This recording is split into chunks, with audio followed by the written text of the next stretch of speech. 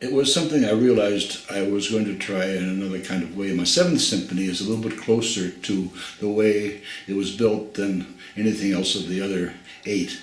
There are 9 symphonies altogether. Most of them have something to do with the symphonic form as such, which is generally circular. You sort of finish a circle and you may or may not return, but there's a sense of returning to where you started. Whereas Millennium ends up in a different place than it starts. It's sort of more like a chapter in a novel, you know, where the first chapter will bring you to the last chapter, and you don't end up at the same place. So I started to say, okay, this will be my first really major piece that's not in that kind of form for, a solo orchestra piece. Although I certainly have done orchestra pieces of various kinds, but this one, I was very interested in the change that happens psychically when we go through a landmark like a millennium or even a century change. Every time you look at the press of any century change, people think, the new century will start with all kinds of differences and so on. And so whether or not it really is going to, we do tend to sort of look at them as very kind of important landmarks, because that's how we look at dates. It's a psychological effect. It's psychological more than anything else. And the big change here, of course, is the last millennium, full of terrific changes. There's a wonderful book by a man named Jean Guillou talking about the year 1000 and the changes that happened then. And so the year 2000 is going to be something like that. It's going to be quite amazing things. A lot of the 21st century, obviously, is the fallout of the stupid things we did in the 20th century and before, but at the same time, look at the technological marvels we have, and look at the things that we can do, and some other things, despite all the efforts to try to stop them and eradicate them. We are making very important changes sociologically and spiritually and so on, which are very exciting to me. But it is a kind of period of uncertainty, of the beginnings of wondering whether we're really on any kind of right track at all.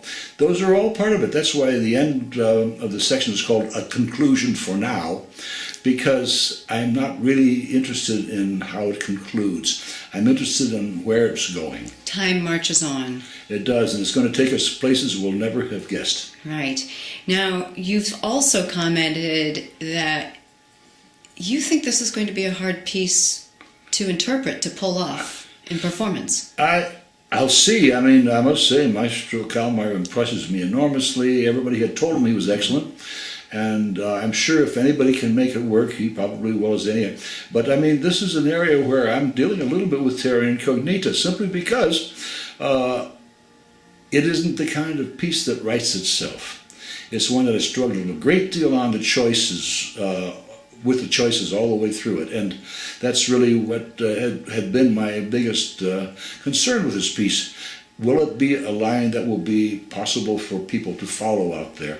And it won't give you any handy returns of anything particular, although there's a tiny bit of return in one section where we go in and out of a kind of a dreamscape in the middle where it's almost kind of romantic, and then all of a sudden, you're waking up like a terrible moment, which is, after all, the defining moment in the 21st century was September 11th. It was all of a sudden that set us off in a whole kind of curve that we are still, reeling from, and maybe sometime if we ever do resolve it. And this is something quite different from the other changes that happened. Is that moment in this piece?